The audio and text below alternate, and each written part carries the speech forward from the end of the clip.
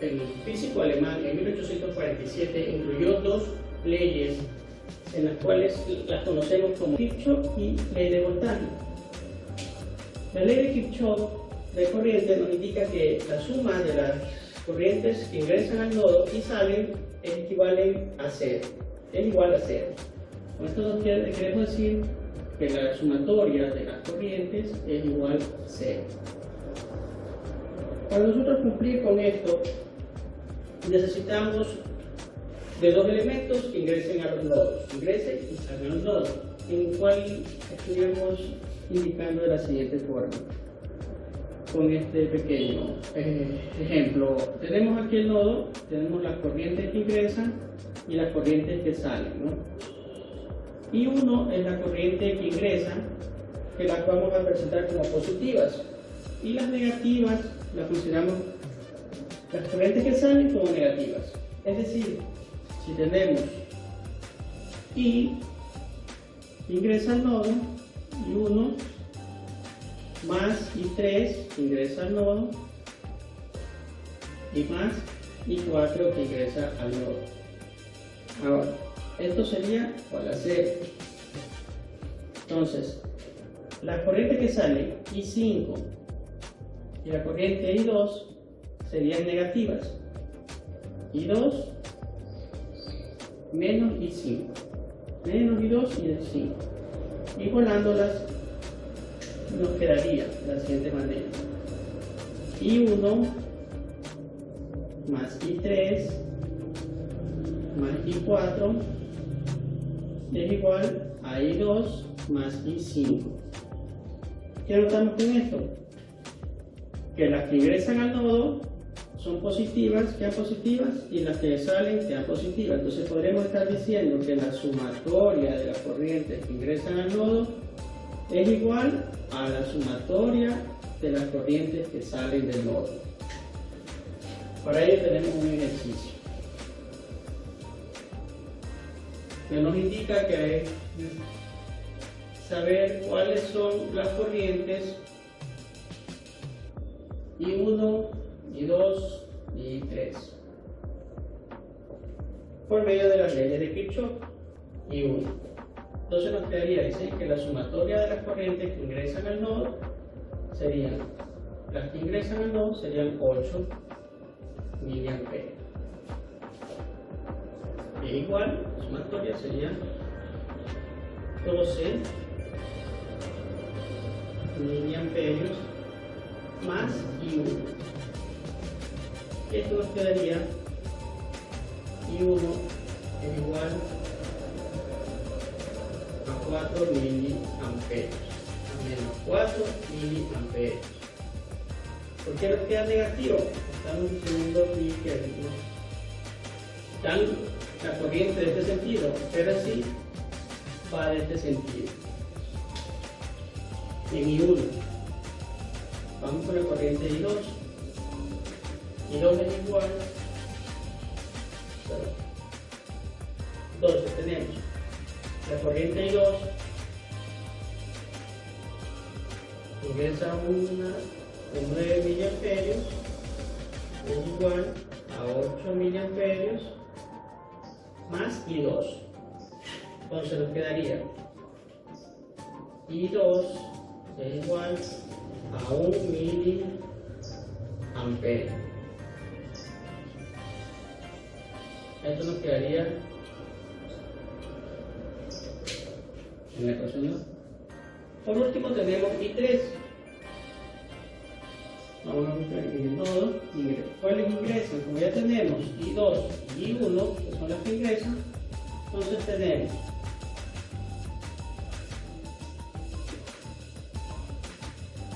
en 4 miliamperios más 1 miliamperio. Eso sería I3. Como resultado, ¿qué tendremos? I3 es igual a menos 3 miliamperios. De Kirchhoff, la primera ley de Kirchhoff. Gracias. Buenas noches, profesores. Buenas noches, compañeros. Mi nombre es Berlín Fernando Pavomero, de la carrera de Ensamblaje y Mantenimiento de Cómputo, segundo semestre, paralelo A. Mi tema de exposición es Cloud Computing, de la materia de computación en las nubes.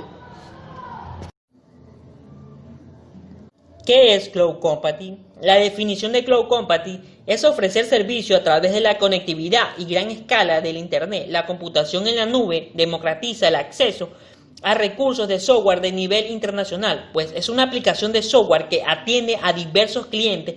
La multilocación es la diferencia de la computación en las nubes de la misma tercerización y de modelos de proveedores de servicios de aplicación más antiguos. Ahora las pequeñas empresas tienen la capacidad de dominar el poder de la tecnología avanzada de manera escala. ¿Cómo funciona Cloud Computing? Antes de eso debemos saber dos términos esenciales que son frontend y backend. El frontend, capa de presentación de los datos, es la interfaz que ve el usuario e incluye tanto su equipo o su red local como la aplicación que necesita para tener acceso a la nube. Esta aplicación puede ser un navegador de internet o una aplicación diseñada con los mismos fines. El backend, capa de acceso a los datos de donde se ubica todos los servidores de sistema, almacenamiento, ordenadores que crean la nube. Un servicio central es el responsable de gestionar las demandas que hacen el usuario del front hacia la nube a través de software llamado middleware, que es el que permite que los ordenadores de red puedan comunicarse entre ellos sin combinaciones para evitar la pérdida de información en caso de que uno de los ordenadores de red falle. Se realiza copias en varios lugares de la manera que siempre se pueda tener acceso a una copia de la información. Todo lo que se almacena en la nube está cifrado, brindando seguridad e impide la acción de hacker. 7 motivos para utilizar computación en las nubes: flexibilidad, recuperación de desastres, actualización automática de software, la capacidad de trabajar en cualquier lugar, colaboración y seguridad. Esos son los 7 motivos. La característica principal de Cloud Computing: la primera, bajo de demanda. No es necesario consultar a alguien o tener profesional de IT involucrar en la provisión del servidor de almacenamiento en una red. Tiene la capacidad de computación necesaria como para necesitarla. Multiplataforma. Basta de tener conexiones a internet para acceder al servicio, su laptop, tablet, smartphone o computadora de escritorio. Recursos de endpoint.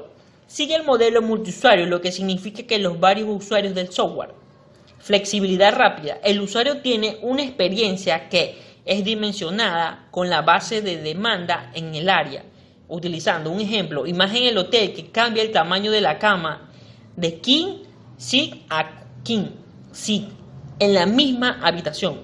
Otro, servicio de medio. La utilización de recursos es monitoreada, controlada y relatada de manera anticipada. Esto torna la capacidad de computación esencial, la misma en relaciones a un servicio de utilitarios pagado. Un claro ejemplo: usar las herramientas de Amazon que nos ofrece Cloud Computing. Todo es necesario para la creación instantánea y el mantenimiento o el escalado de la misma Amazon S2. Es el rey indiscutible dentro de los servicios de computación en las nubes de Amazon. Base de datos distintos de tipos de base de datos puede permanecer en la nube mediante el servicio de Amazon RDS, que incluye distintos tipos de elegir como MySQL, PostgreSQL, Oracle SQL Server y Amazon Aurora o Amazon DB para NoSQL. La creación de red virtual permite la creación de redes privadas virtuales a través de la nube gracias a principales servicios Amazon BPS, aplicaciones empresariales. Amazon WordMail es el servicio de correo empresarial que ofrece Amazon, al que puede unirse otros servicios como Amazon WordDC y Amazon WordSpace. Aquí podemos visualizar servicios en la nube como OneDrive o Google Drive, Mega, Dropbox, Amazon o Cloud Drive, Ubuntu, entre otros. Aquí vemos cómo subir un al Drive. Lo primero que debemos hacer, abrimos una cuenta del Drive. Una vez que ingresas, hagamos clic en el botón de carga.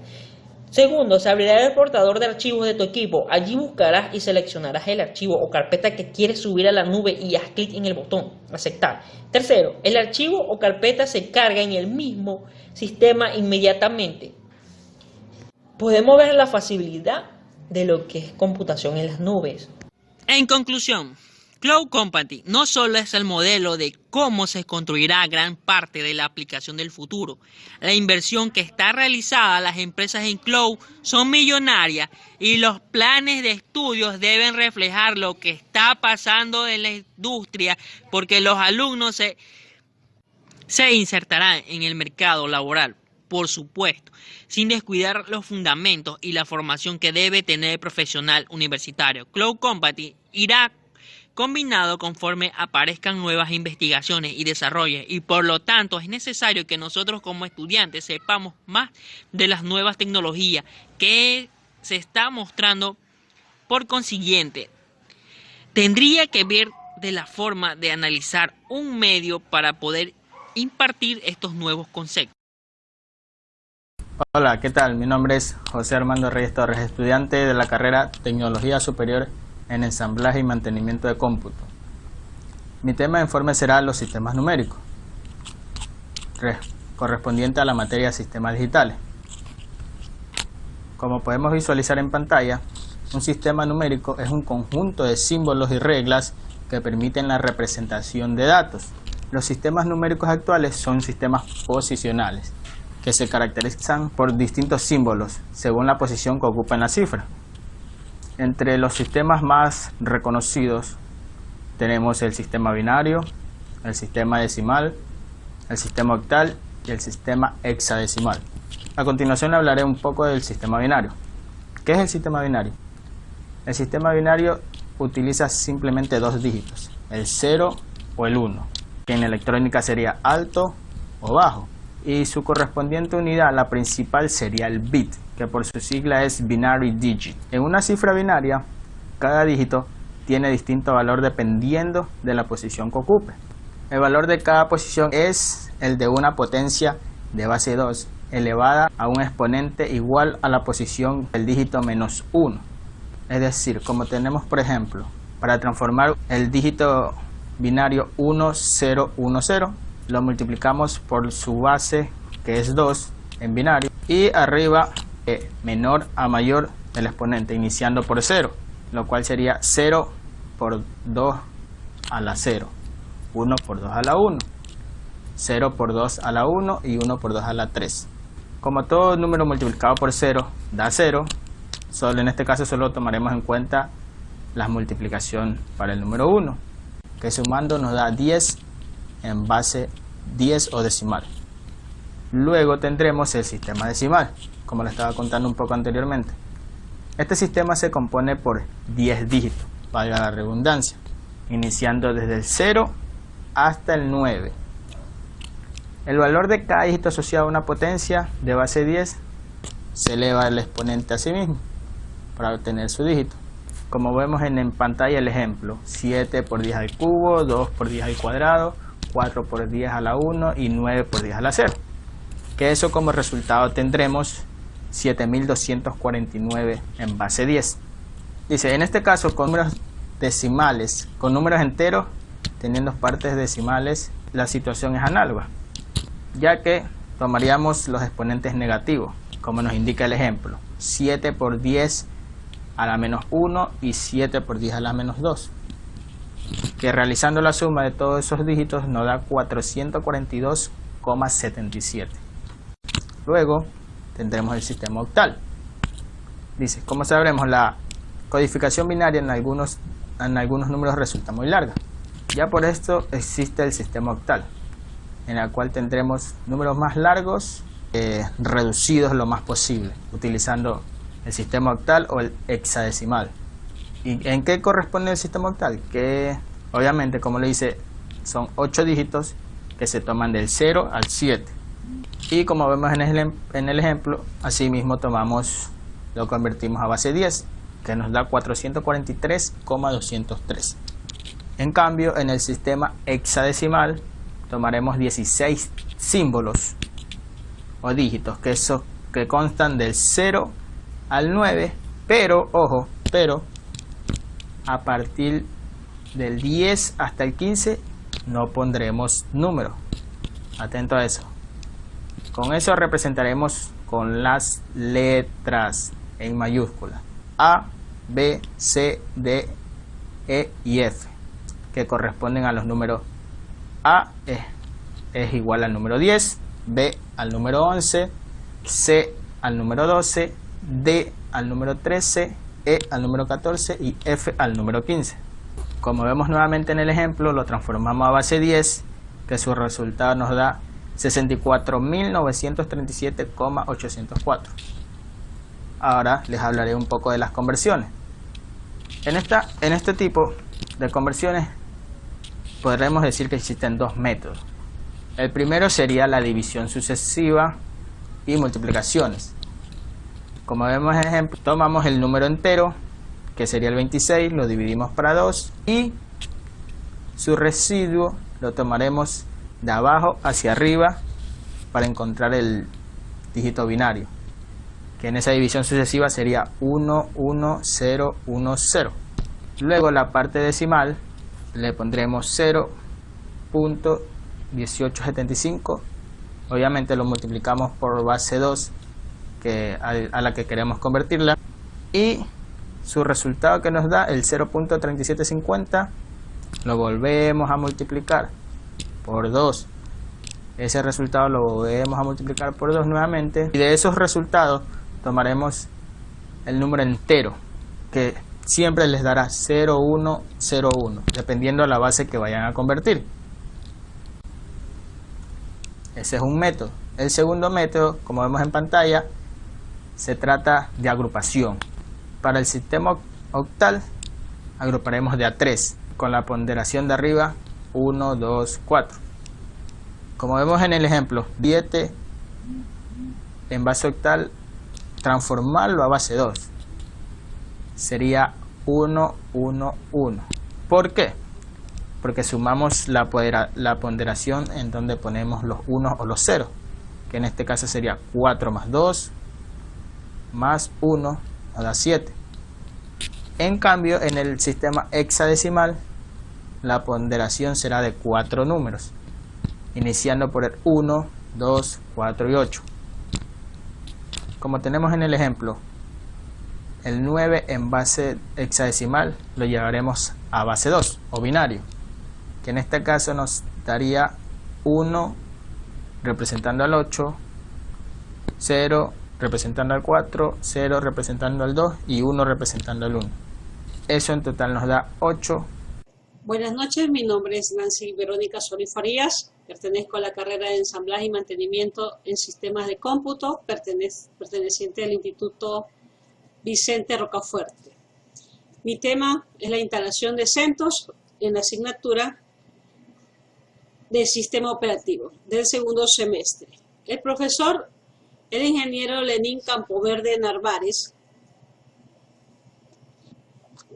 Instalación del sistema operativo de CentOS o Linux.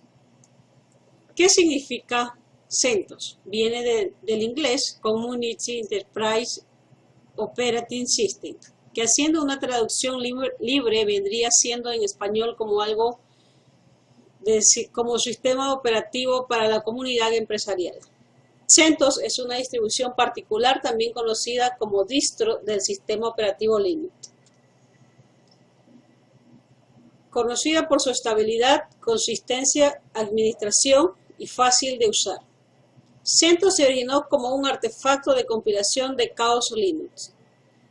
En junio del 2006, David Presley, el desarrollador principal de Tau Linux, otro clon de RHEL, anunció el retiro de Tau Linux y su implementación en CentOS. Los usuarios de Tau migraron a la versión CentOS a través de la actualización de June.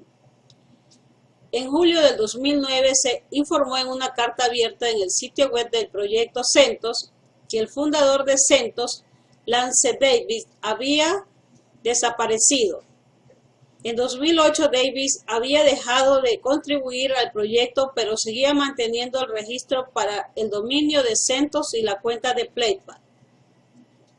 En agosto de 2009 el equipo de CentOS comunicó con Davis, obtuvo los dominios de centos.info y centos.org. En julio del 2010 CentOS superó a Debian en la distribución de Linux más popular para servidores web, con casi el 30% de todos los servidores web de Linux que usaban Debian. Retomó el liderazgo en enero del 2012. A octubre del 2018, Ubuntu es la distro que más se emplea en el mundo de las páginas web con el 37%, seguido por Debian con el 23% y CentOS con un 18%. En enero del 2014, el Red Hat anunció que patrocinaría el proyecto CentOS, ayudando a restablecer la plataforma adecuando para las necesidades de los desarrolladores de código abierto que integran tecnologías. En este instante vamos a hacer la demostración de la instalación de CentOS en una máquina virtual. Le vamos a poner el nombre de CentOS Solís. Como siguiente, avanzamos, le cambiamos el tamaño de la memoria, creamos el disco duro, el VDI, el reservado, se queda allí como está, y continuamos en la ubicación del archivo y tamaño. Creamos nuestra máquina y en este instante la vamos a poner en marcha.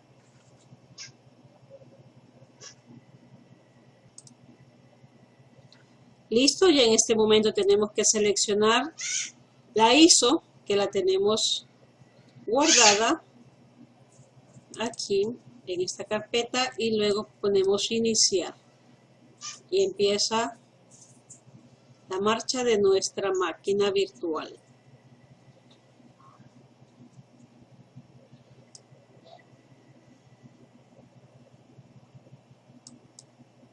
Listo, aquí está cargando nuestra instalación. Ya va a cargarse, se está cargando hasta el 100% y continúa con su respectiva instalación de CentOS.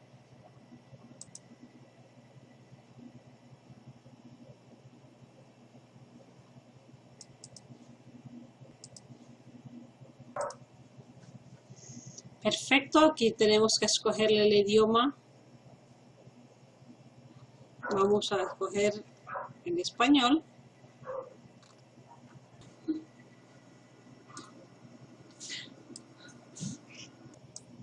Bueno, eso ha sido toda la instalación en VirtualBox. Muchas gracias. Compañeros y maestros, que tengan un excelente día. Mi materia de fundamentos de redes y hoy voy a hablarles sobre qué es la topología de red. La topología de red se define como el mapa físico-lógico de una red. El concepto de red puede definirse como un conjunto de nodos interconectados por el cual se intercambian datos. Los componentes fundamentales de una red son el servidor, los terminales, los dispositivos de red y el medio de comunicación. La tipología de red determina únicamente la configuración de las conexiones entre los nodos, la distancia entre los nodos, las interconexiones físicas, las tasas de transmisión y los tipos de señales no pertenecen a la topología de red, aunque pueden verse afectados por la misma. Y entre las topologías más usadas tenemos la topología de luz. La topología de bus es una configuración para una LAN o red de área local, en la que todas las computadoras y dispositivos de la red se encuentran conectados a un solo cable. Este tipo de topología bus no requiere mucho cableado y es relativamente fácil de instalar. Por ejemplo, esta topología se utiliza en redes de internet. La topología de anillo o una red en anillo. Este tipo de topología de anillo, en la que cada estación tiene una única conexión de entrada y otra de salida de anillo.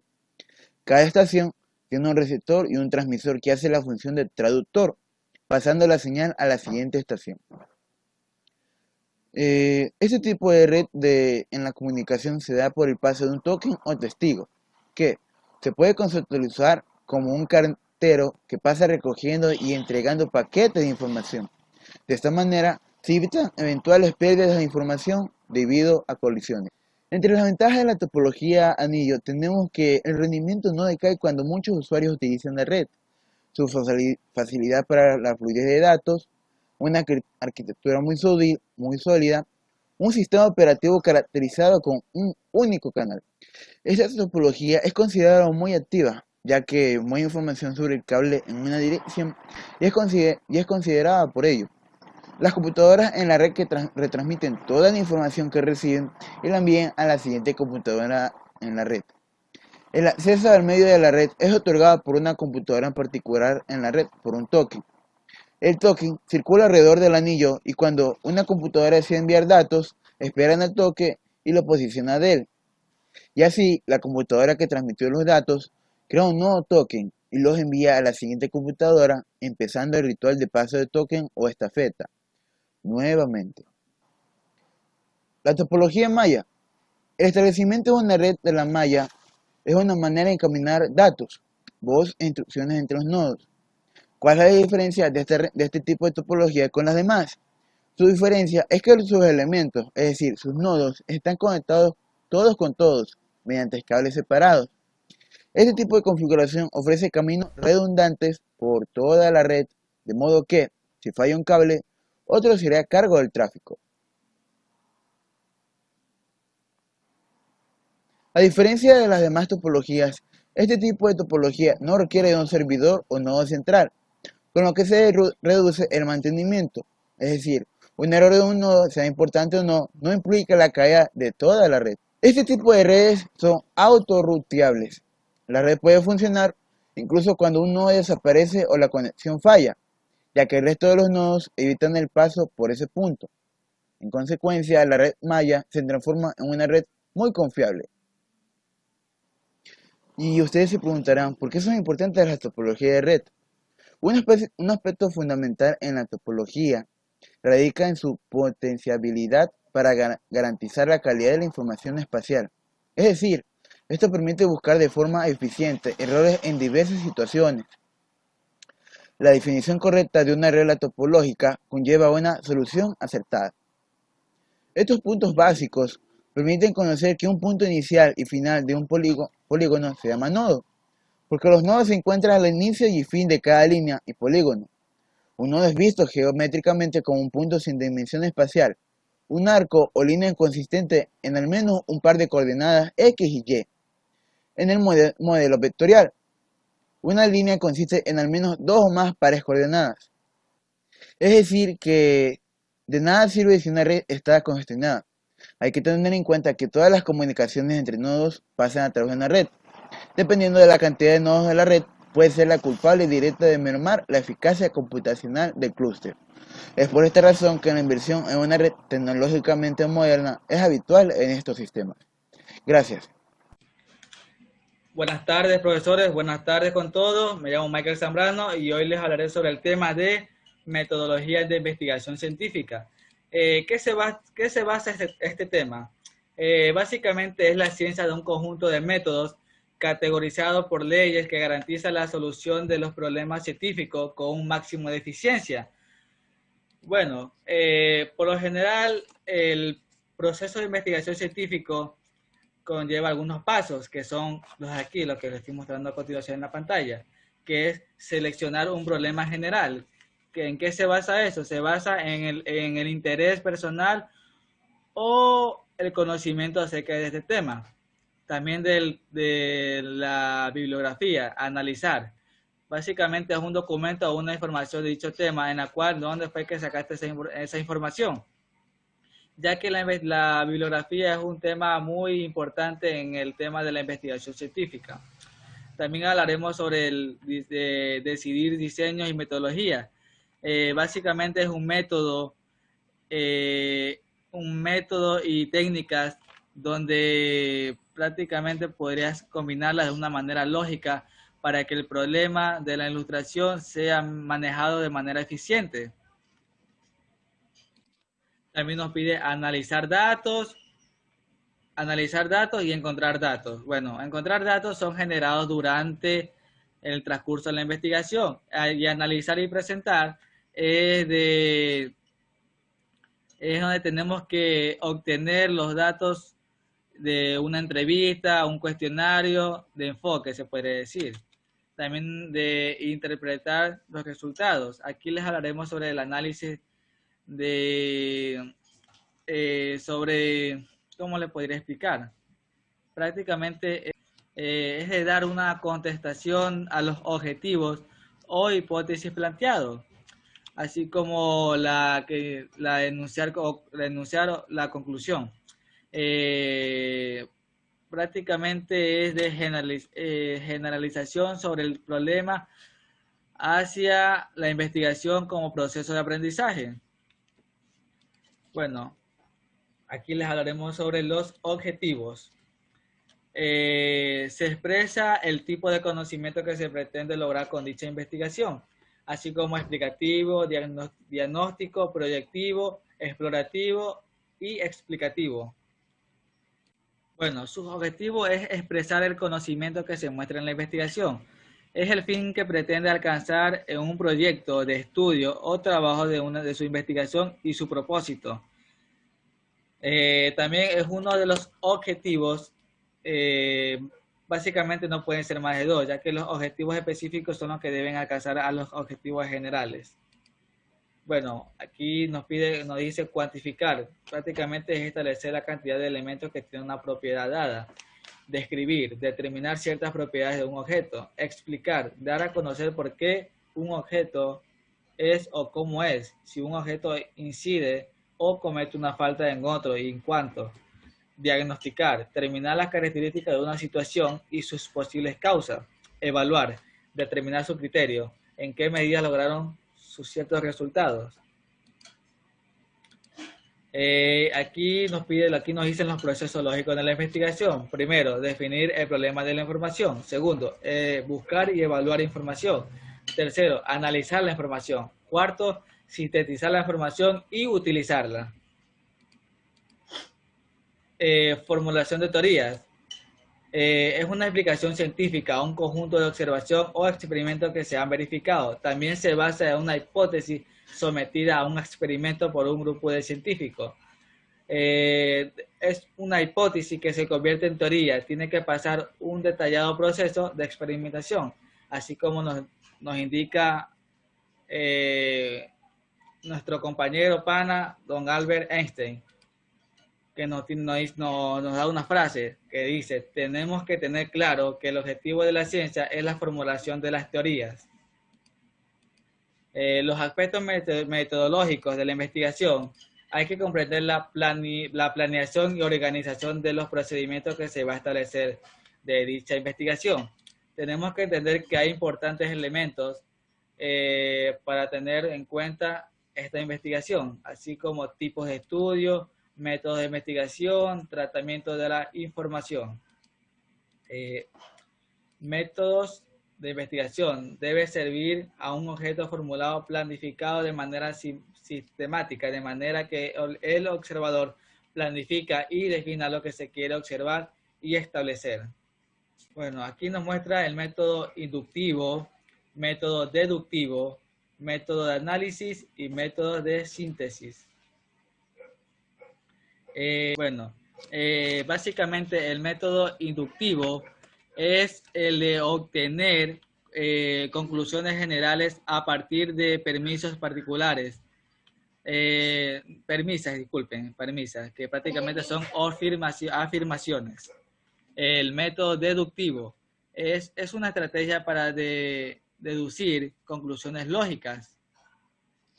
Es un proceso permanente que va de lo general como leyes a principios, o en lo particular fenómenos o hechos.